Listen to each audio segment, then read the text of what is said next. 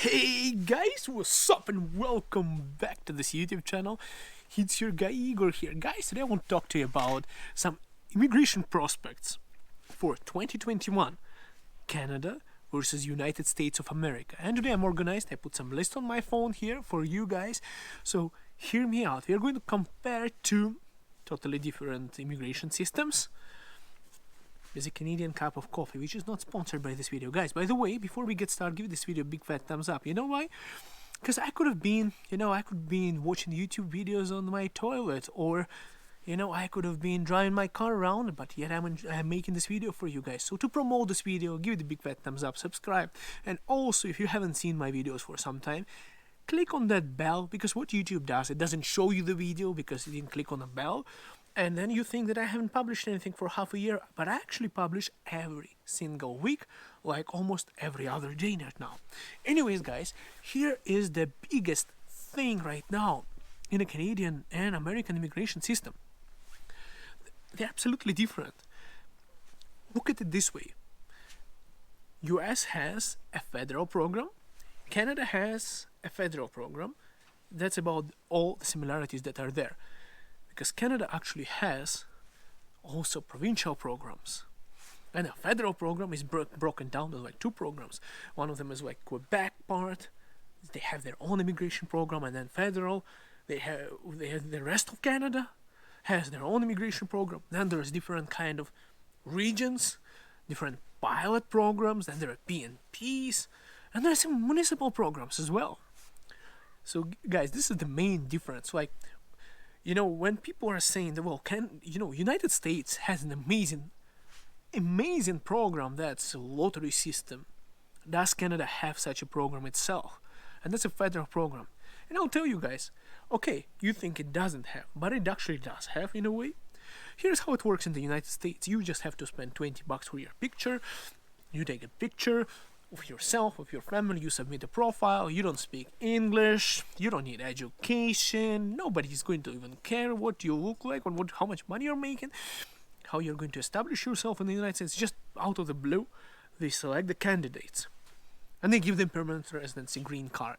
It's a DV lottery. By the way, for fun's sake, I spent $20 for a picture, and last year I submitted my lottery. We'll see how it works out. And I don't even know if I'm going to move to the United States. I hadn't even think about it yet, because I have two properties in Canada, and I would have to sell them if I were to do that. So I don't even consider it right now to go to the United States. But I could win. And some people who really want to move, they could lose because of that. Meanwhile, Canada has a more transparent system. Express entry. Guys, it just takes 6 months. And here's the thing. I had an opportunity to submit the lottery system because I was born in Ukraine and my country is qualified. If you were born in Canada, you're not qualified. If you are born in India, you cannot apply through that program because, well, they're saying there are too many people from India trying to immigrate, so they remove that country from, because they're trying to maintain diversity. So they don't want everyone just from India.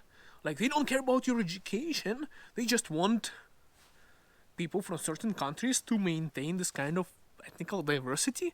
I don't know what they're trying to do, but that system sucks. Obviously, Canada has a more superior system. What would you prefer? Some professionally trained doctor, highest education, perfect English, work experience, surgeon from India, or you want to get some farmer from Russia who doesn't know English, who has no education, and doesn't even have intention, but somebody from his village said, go take a picture, submit the application, so he did. And he got the green card. That's how ridiculous the Canadian and US system is. So in that sense, of course, I would go with Canada. Now, let's compare the federal program and, different kind of pilot programs. First, when I didn't know English, I thought pilot program is for pilots. Okay, don't laugh at me. I thought that pilot program is for pilots. I didn't know that pilot program actually means it's a pilot program, it doesn't have nothing to do with pilots. It's just they're testing it out, that's why it's called pilot. Now, some pilot programs became permanent, some of them were extended. Look at a Atlantic Immigration Pilot Program, for example, for that region. Now, what Canada was afraid that people are going to go to Atlantic provinces. Like, I know one family from Romania who came here to Calgary.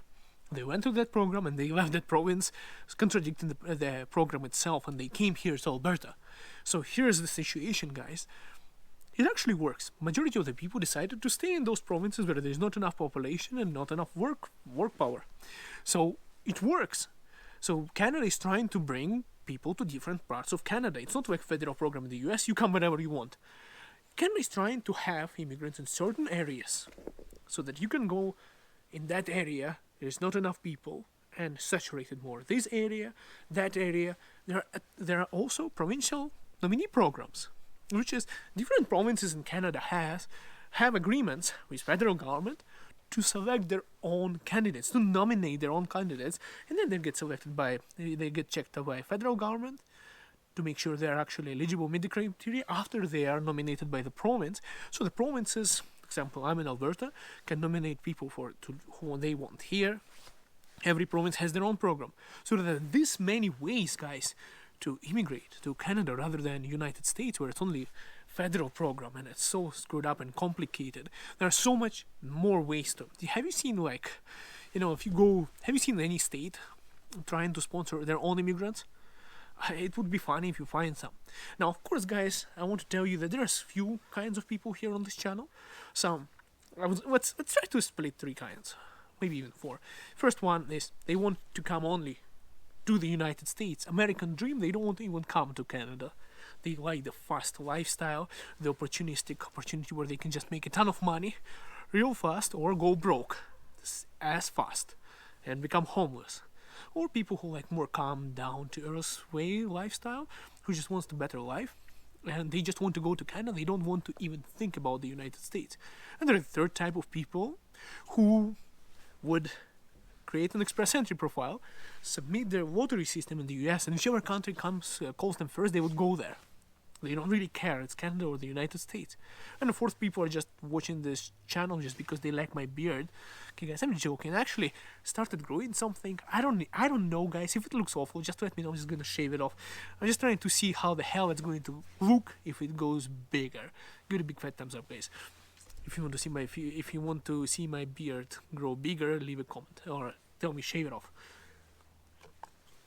Now, guys, different kinds of states, they don't have their own programs. Here's the complicated thing about international students.